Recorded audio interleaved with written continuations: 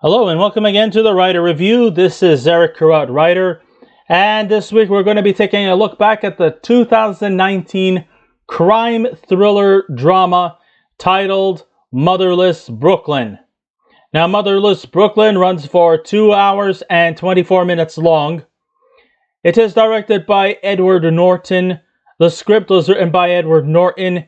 It was also produced by Edward Norton, along with Bill Migliore, Gigi Pritzker, Rachel Shane, and Michael Biederman. It is based off of the novel Motherless Brroklyn by Jonathan Lethem.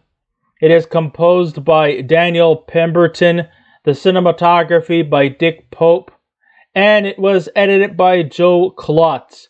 And the stars of the movie are Edward Norton, Bruce Willis, Alec Baldwin, Gugu Mbatha-Raw, Willem, Dafoe, Bobby Cannavale, Cherry Jones. He died not too long ago, so I guess we should do this review in his memory. Michael K. Williams. Also joining the cast includes Leslie Mann, Ethan Suplee, Dallas Roberts, Josh Pais, Robert Wisdom, and Fisher Stevens. So in 2019, both Mel Gibson and Edward Norton directed 2 movies that were based off of novels that were released over 20 years ago. In Mel Gibson's case, it was The Professor and the Madman, in which Mel Gibson openly admitted that he regrets ever making this movie. So much so that he refused to do any kind of press releases based on that movie. But by way of contrast, after 19 years of directing his last film, Keeping the Faith, Norton finally was back at the director's seat, and he starred in this detective noir piece called Motherless Brroklyn, and he feels quite proud about his accomplishment. And why shouldn't he? He managed to transform a film that was from a book. It was set in the 1990s and made it into a 1950s period piece that gave New York City an authentic spin, with a crime story juxtaposed with political events that really happened at the time. I mean, I gotta admit, the cinematography was absolutely gorgeous. It felt like just like something you would have expected in 1950s New York City. The way the people were dressed, the way the people talked, the way the people acted. The characters in this movie really do have that level of authenticity. And I think it actually worked. Because I don't think it would have worked if this movie would have been set in the 1990s, like it was in the book. But by giving it a 50s feel, just really goes to show you just how daring Edward Norton was in adapting this movie. While the movie was set in the novel was set in the 90s, Edward Norton wanted to make it more into a 50s type of noir drama, something that was very familiar in the 1950s cinema world. With the landscape of the Big Apple evolving, the city was actually facing some big changes, for better or for worse. Some for the better, but also a lot for the worse. I guess, in this world that we live in, we just simply can't have it both ways. And we just can't simply please everyone. Some people will take it as a positive outcome, and some people will take it as a negative outcome. Either way, you can't please everyone. They're going to have different feelings and different interpretations for it, and you know what? That's fine. Although the building of bridges and the expansion of highways were beneficial for commuters, and the development of suburban structures provided better homes for big families to settle, what was bad was that for all the sake of greed and corruption, by people, and pretty much when it came to help building these structures, building these things that are supposed to be for the betterment of city landscaping, there were a lot of it was not all entirely out of good intentions. Most of it was done just for the sake of greed, just for the sake of corruption, and just for the sake of being self-centered about the whole idea. You know, the more you plan, the more money you make. And with that money, you can pretty much throw it all away and make something that may appear to be organically bigger. But does bigger always mean better? Not always, no. And you get a lot of that interpretation with New York City. But it didn't just happen in New York City too, it happened in other major metropolises like Chicago, Los Angeles, Philadelphia. They were all going through that whole kind of restructuring the city, you know, to make it more convenient to others, especially to those who have moved away from the city and moved into suburbs, you know, with public transportation going into the city, into those suburban regions. So when they commute from the suburbs to the cities to work and to come home, you know, it may have benefited to some people, but it also hindered to others, because, you know, the subjects of such topics like gentrification was also instaured, that certain ethnic groups were not allowed to enter others, or to intrude in other properties that do not fit their ethnicity.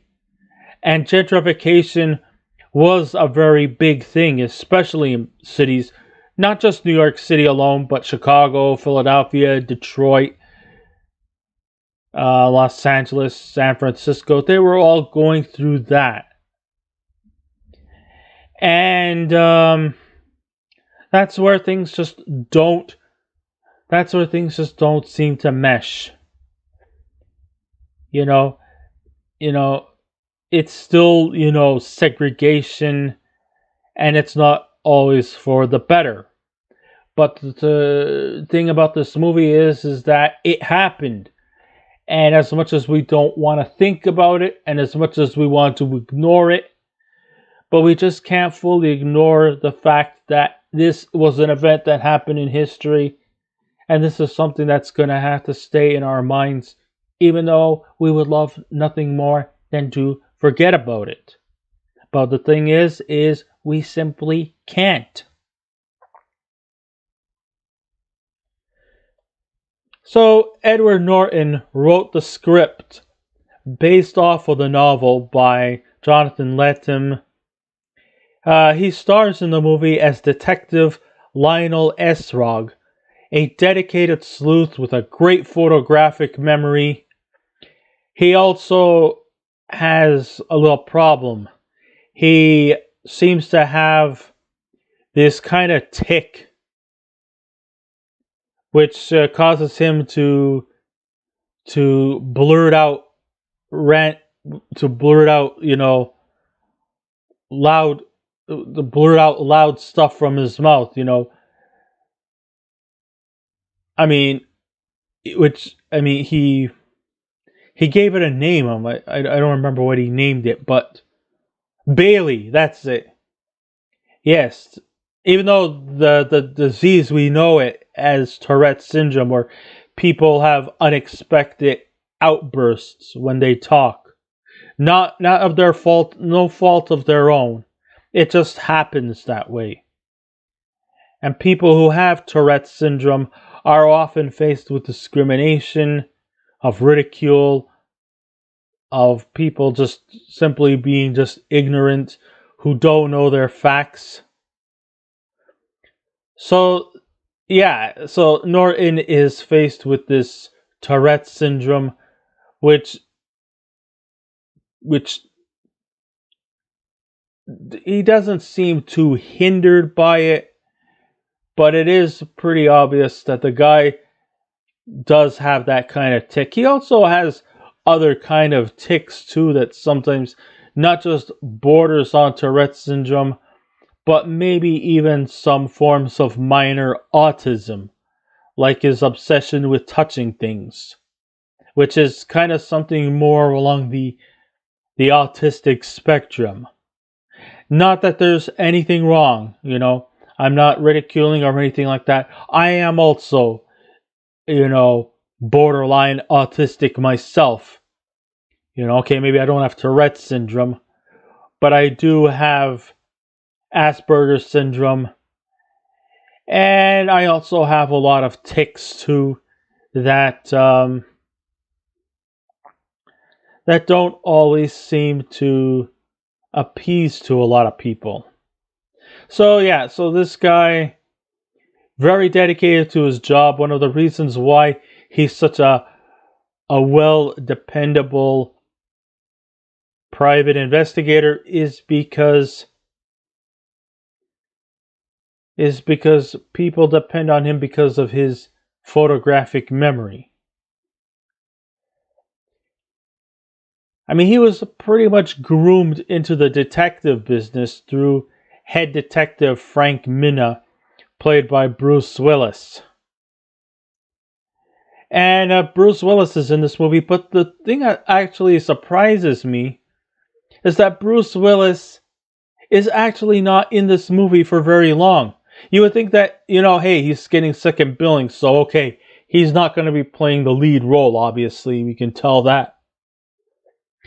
So at first, when I think of Bruce Willis being in this movie, I thought, okay, so he's not going to play the lead role.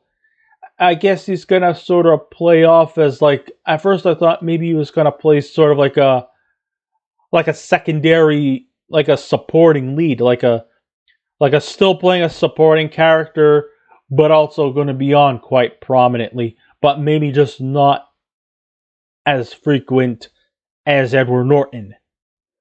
But I was actually quite surprised that he was on for like the first 15 minutes, and then we never see him again because he eventually got killed off right away. And you're thinking, man, Bruce Willis killed off right away? I mean, when you think about Bruce Willis, you know, you would think that he would survive these kind of ordeals. I mean, he did that with the Die Hard movies, and now in this movie, this is a surprise twist. I mean, he gets killed off right away, which is, you know, okay, maybe he's breaking away from some kind of a cliche, but also at the same time, you know, you kind of miss the guy because he's just always such a pleasure to have on screen, but unfortunately, he gets bumped off quite early. Minna picked S-Rog as well as 3 other colleagues, including Tony Vermonti, played by Bobby Cannavale, Gilbert Coney, played by Ethan Suplee. This is actually the second time that Edward Norton and Ethan Suplee have been in a movie together. Their first goes back in 2005, if you remember American History X. And then you also have Danny Fantle, played by Dallas Roberts. So when they were kids, they were residing in an orphanage. And I guess maybe this is where you get the Motherless Brroklyn from. Because apparently Tony, Gilbert, and Danny are all motherless children living in Brooklyn. So so the metaphor of this movie is that Lionel himself had no mother, but they were all pretty much from an orphanage, and they were taken under the wing by Frank. And he kind of like built them up to become private investigators. But S-Rog is somewhat a favorite of Minna's because of his ability to remember conversations days later. That's where the photographic memory comes from with Lionel Esrog. And this occurs when Frank instructs Lionel and Danny to be around when things should go wrong, as Frank is to attend a meeting with some very heavy-handed authority figures. So Frank, it seems like from the early goings of this movie, discovers that things are not going well with him, and he fears that this could be the end of his life with these heavy-handed authority figures. His instincts were right, and sure enough, things do go wrong for Frank, as an exciting car chase ensues, which sadly results in Frank meeting his fate with the help of a bullet to his chest. This leads to Lionel with his mindset on investigating the death of his boss and mentor, which leads him getting involved in some very shady political corruption based primarily on the reshaping of New York City by power-hungry, greedy politicians. This leads to a young lady named Laura Rose, played by Gugu Mbatha-Raw, who's joining an organization to stop gentrification that is affecting Harlem and the pushing out of community members who live in the area. Of course, gentrification was a very big thing that happened in New York City, where people were forced to just stay in their own sector of a community and were not allowed to go into others. That's kind of like what gentrification was like. It's almost sort of like what they did with my people, because I live in Ganawage, a reserved area. You know, we were pushed around many, many times until they let us settle here. And we've been here ever since. But still, you know, that's kind of almost like what I get when I think of gentrification. Like a black person is not allowed in a white area. Better alone, a white person is not allowed in a black area. You know, it's almost like apartheid, so to speak. And of course, you know, some areas are going to get more privilege than others. Obvious, you could clearly easily tell which ones are going to get the more privileged. But, you know, that's kind of like what gentrification was really all about. So Laura has some kind of an organization to put a stop to that, and that people can live freely and move around different parts of the city without, you know, getting any kind of negative backlash. I mean, of course, you know, it all just comes par for the course here. Norton's multitasking ways are always excellent. As a star, a director, a writer, and a producer.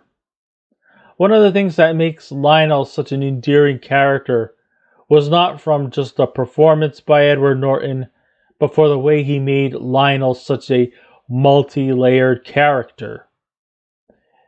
His character definitely goes beyond the perimeters of having Tourette's syndrome, and even his crippling disease was handled with the greatest of care.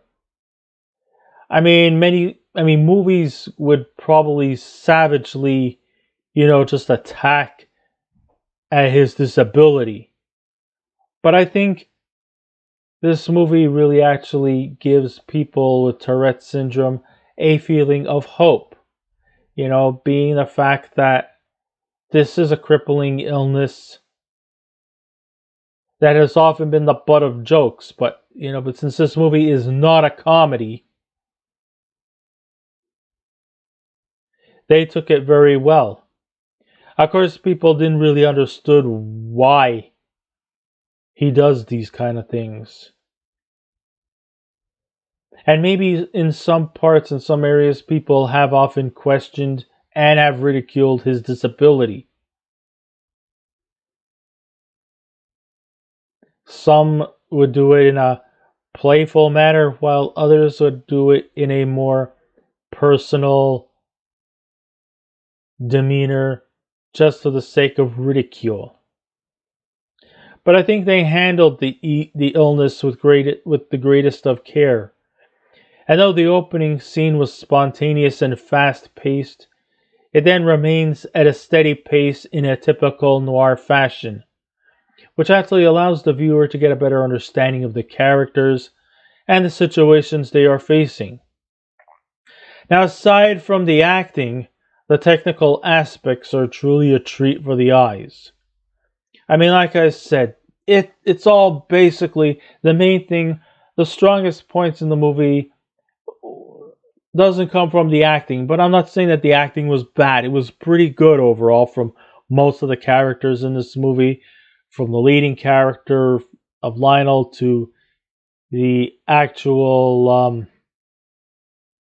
bad guy character played by Alec Baldwin.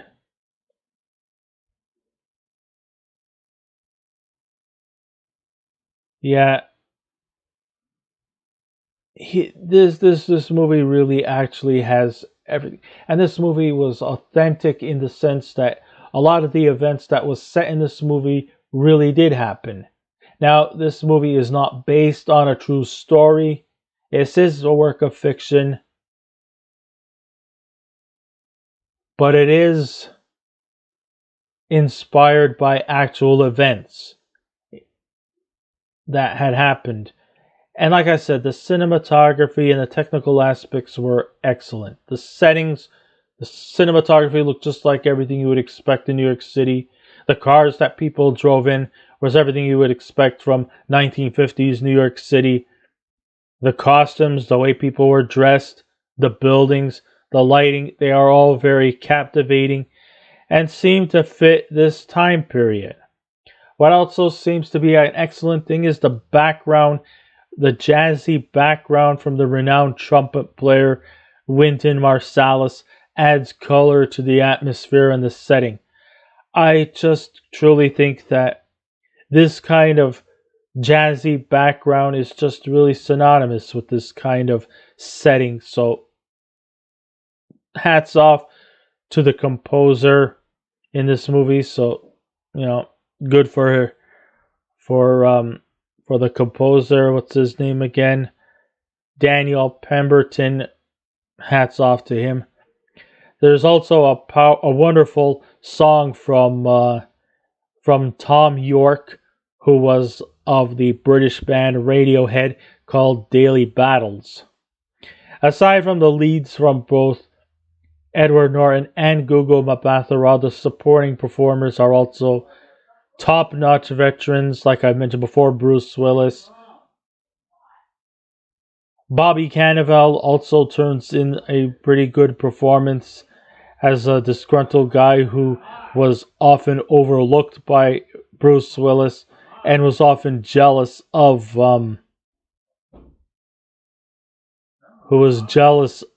that Lionel was Frank's character. Willem Dafoe was also turned in a pretty good supporting performance here. And we also have some great support from Leslie Mann, Cherry Jones, Dallas Roberts, Ethan Suplee, and I think actually Alec Baldwin. And I know lately Alec Baldwin has been in trouble lately, maybe not entirely a fault of his own, but we're not going to go into that. But I will say that Alec Baldwin is the scene stealer in this movie as a corrupt community planner whose power and greed helps to build the city of New York while having little regard to the people who live there. He's not doing it out of good intentions or for any kind of charity. He's doing it for his own selfish purposes. And that's just who he was as a character. So though the novel was released in 1998,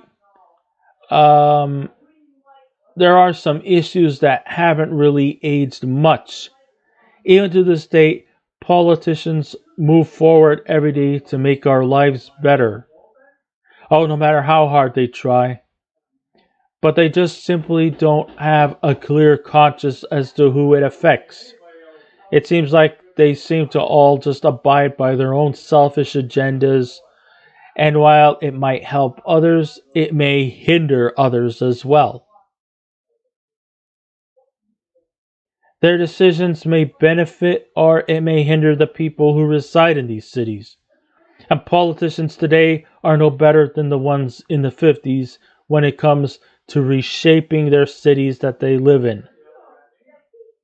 This movie, although fits in an homage to the 1950s noir movies, this movie also is saturated with a lot of political aspects in the narrative that pretty much might even outweigh the detective noir story.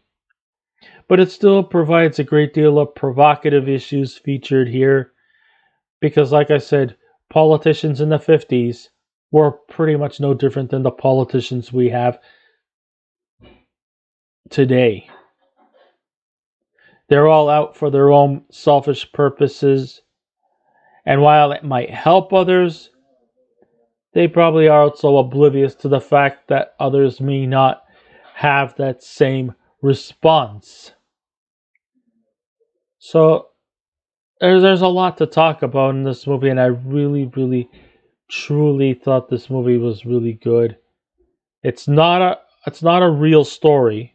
It's a fiction, but a lot of the events that happened at the time really did happen. And it really captured the spirit of the 50s very well. The cinematography is what really carried this movie very well. The acting was all very good. The performances were all very good. I liked how they handled the illness of Tourette's syndrome in a more caring manner and not passing it off too much as a joke or a parody or a spoof. Because there are people out there who do have Tourette's syndrome, and every day they struggle with their lives to try to keep it balanced. Although that could probably be virtually impossible because it is no fault of their own that these things happen into them in their system. And I think that by taking an illness like Tourette's syndrome and giving it some serious afterthoughts about this, maybe we can actually get a more better further understanding of what causes people with Tourette's syndrome to have these unintentional tics materialize before them. And I think if we take a sensitive approach instead of ridiculing, we might be able to find a better understanding, and we'll get to know these people better. Like I said, there's good and bad in everyone. But I do feel bad when people get ridiculed. And I think people who have Tourette's syndrome struggle a lot. But I'm glad that they took this situation and made it maturely and made it not seem like the only thing that you should focus on. There are pretty much likable characters. There are unlikable characters. At least I got to say that our leading character, Lionel, is a good character. He might probably have a few tics. He might have a few levels of eccentricity in him. But in the end, I got really invested into him. The performances were all really good. But it was the cinematography that was great. The music was really well executed. So I really enjoyed this movie so much that if I was to give this movie a scale out of 10, I would give Motherless Brroklyn a 9. So I guess this ends my writer review. Thank you all for listening in. If you wish to subscribe to my YouTube channel, please feel free to do so. If you wish to leave a comment, go right ahead. But just remember the 3 simple rules. Be kind, be courteous, and please refrain from any rude comments. And I will be back again with another movie review. So until next time, this is Eric Carot Writer saying, keep watching those movies, and I'll see you around. Goodbye.